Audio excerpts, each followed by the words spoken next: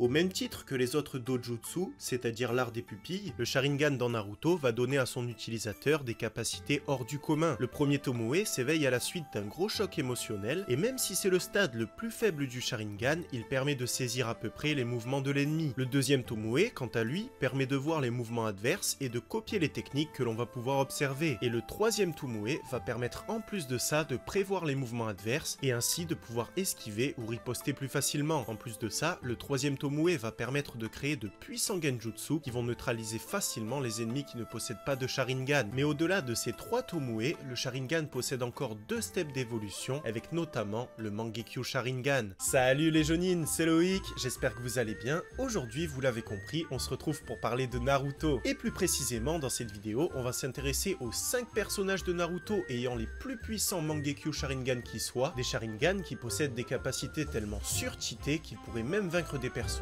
beaucoup plus puissants qu'eux. Donc avant ça, si c'est pas déjà le cas, je t'invite à t'abonner, à activer la cloche pour pas louper les prochaines vidéos. Si tu kiffes One Piece, je t'invite également à aller rejoindre ma nouvelle chaîne YouTube, l'Instant One Piece, une chaîne exclusivement réservée à One Piece et à son univers. Et c'est parti pour la présentation.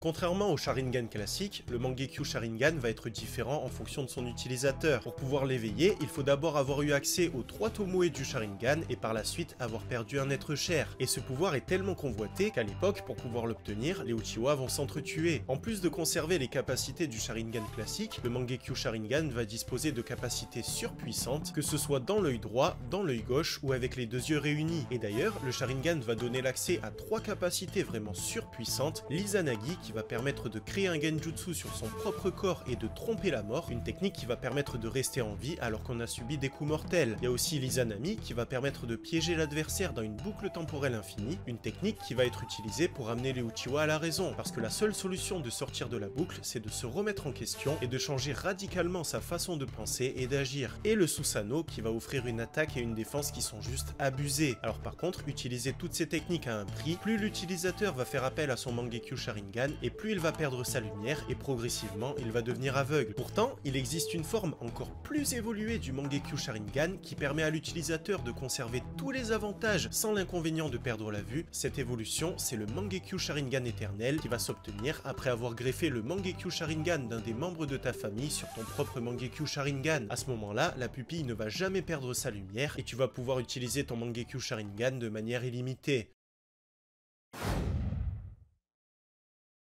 Alors je précise que je n'ai absolument pas fait un top et que les personnages que je vais vous présenter en premier ne sont pas forcément les plus puissants ou les plus faibles, c'est juste que chaque capacité va être spécifique, donc pour moi c'était très compliqué de les classer dans un top. Donc pour commencer, on va parler de Sasuke Uchiwa, qui même sans le Mangekyo Sharingan avait des pouvoirs qui étaient déjà abusés. Déjà, comme on l'a vu dans son combat avec Naruto, quand il a éveillé ses 3 Tomoe, il a pu anticiper les attaques de Naruto et les esquiver, alors que Naruto utilisait le chakra de Kyuubi avec une queue et que ses attaques étaient très rapides. Par la suite, Sasuke va s'entraîner 3 ans avec Orochimaru, il va développer ses capacités et notamment il va développer son Genjutsu, un Genjutsu qui est très puissant et qui a même eu raison d'Orochimaru qui était un des 3 Sannin légendaires. En plus de ça, Sasuke va mettre au point des techniques vraiment surpuissantes comme par exemple avec son Katon, le feu du dragon, et son Kirin où il va même pouvoir diriger la foudre contre son adversaire. Par la suite, après la mort d'Itachi, Sasuke va éveiller son Mangekyo Sharingan et à partir de ce moment-là, il va avoir un power-up juste monstrueux. Avec son œil gauche, il peut utiliser Amaterasu, les flammes célestes,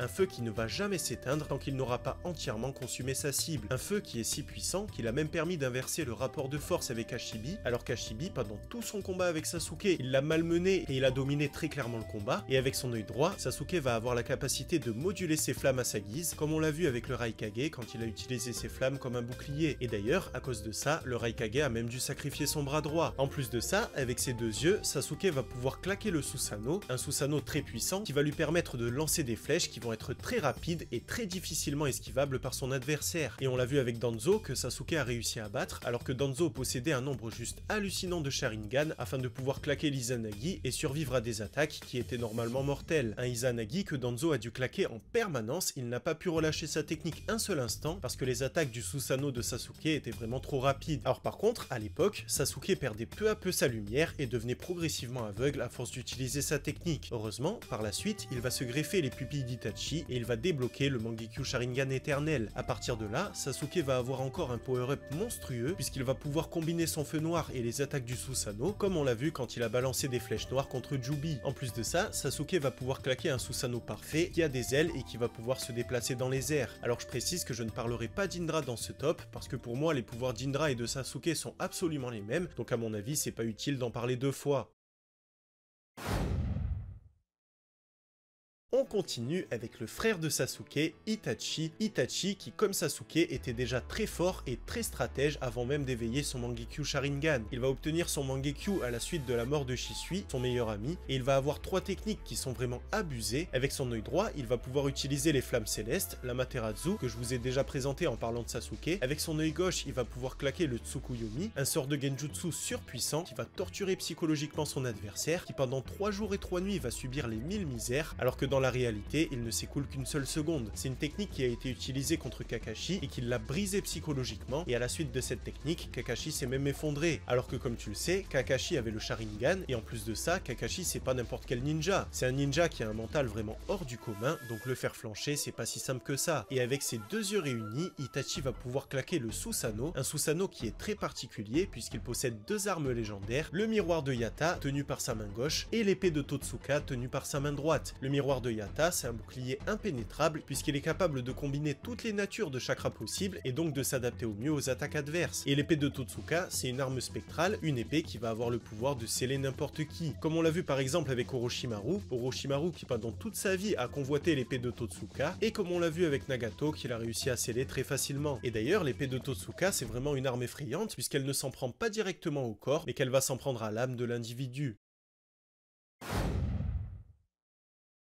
On continue avec le tout premier Uchiwa qui a réussi à éveiller son Mangekyo Sharingan, Madara, qui lui aussi était très puissant avant même d'éveiller son Mangekyo. Pendant la guerre, on sait que Madara est devenu aveugle à force de trop utiliser son Sharingan et que par la suite, son frère Izuna va lui donner ses pupilles afin qu'il puisse débloquer le Mangekyo Sharingan éternel. Comme tu le sais, Madara c'est un personnage qui est juste abusé parce qu'à lui tout seul, il t'a détruit un régiment complet de l'Alliance Shinobi, il maîtrise un Genjutsu qui est si puissant qu'il a même pu contrôler Kyuubi comme si c'était un simple chaton, il peut faire pop des météorites du ciel comme si de rien n'était, ou encore des forêts empoisonnées. D'ailleurs, à lui tout seul, Madara a pu vaincre les 5 Kage réunis, et même si on ne connaît pas les pouvoirs de chaque œil de Madara, on sait qu'avec ses 2 yeux, il est capable de claquer un Susanoo parfait, un Susanoo qui fait 100 mètres de haut. On a vu aussi que Madara était capable d'utiliser son Susanoo avec ses clones, ce qui est quand même complètement cheaté, puisque contre les Kage, il a pu claquer 25 clones, et du coup 25 Susanoo qui ont mis les Kage en PLS. Et d'ailleurs, pendant son combat avec Hashirama, on a même vu qu'il était capable de combiner son Susanoo et ses propriétés défensives avec Kyuubi et ses capacités offensives.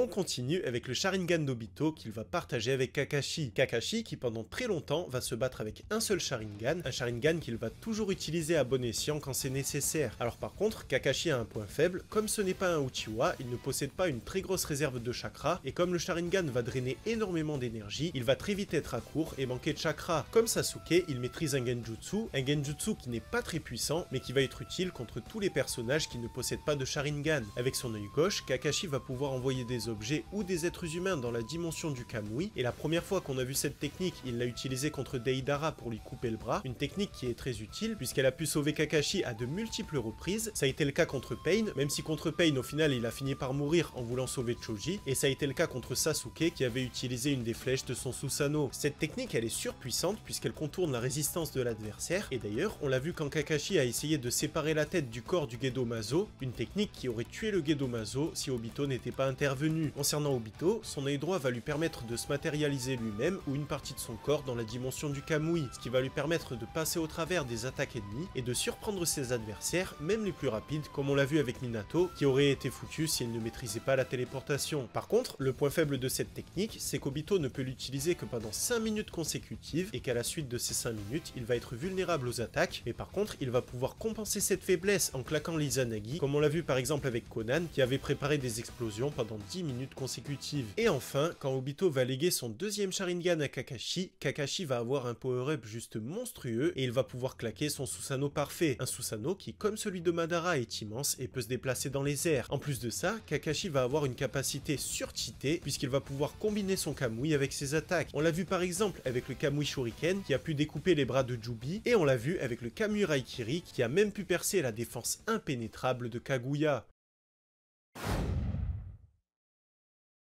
Et on termine avec le meilleur ami d'Itachi, Shisui Uchiwa. Shisui qui possède le genjutsu le plus puissant de tous les Uchiwa, un genjutsu qu'il va pouvoir utiliser avec ses deux pupilles, le Kotoa Matsumaki. Et ce genjutsu il est vraiment abusé, parce que celui qui est touché par ce genjutsu va avoir sa réalité altérée, il va être plongé dans une illusion si puissante qu'il va être persuadé que c'est la réalité, et avec ce genjutsu, tu vas pouvoir littéralement contrôler l'esprit de ton adversaire. Et si tu réfléchis bien, c'est un genjutsu qui peut vaincre absolument n'importe qui, puisqu'avec sa pupille, Shisui va pouvoir contrôler absolument qui il veut. Et d'ailleurs, c'est une pupille qui a été utilisée contre Itachi, Itachi qui était déjà sous l'emprise de l'Edo Tensei et qui n'avait déjà plus accès à sa conscience puisque c'est Kabuto qui l'a contrôlé. Et ça nous prouve que la pupille de Shisui, elle va surpasser tous les autres genjutsu et toutes les autres techniques et qu'elle va pouvoir contrôler et manipuler n'importe quel type de personne. À la base, Itachi avait prévu d'utiliser cette pupille pour pouvoir ramener Sasuke sur le droit chemin, mais au final, elle a été utilisée contre lui-même. Et concernant le Susanoo de Shisui, on sait qu'il en est capable, mais la seule fois où on l'a vu le faire, c'était dans un jeu avec Naruto Ultimate Ninja Storm Revolution.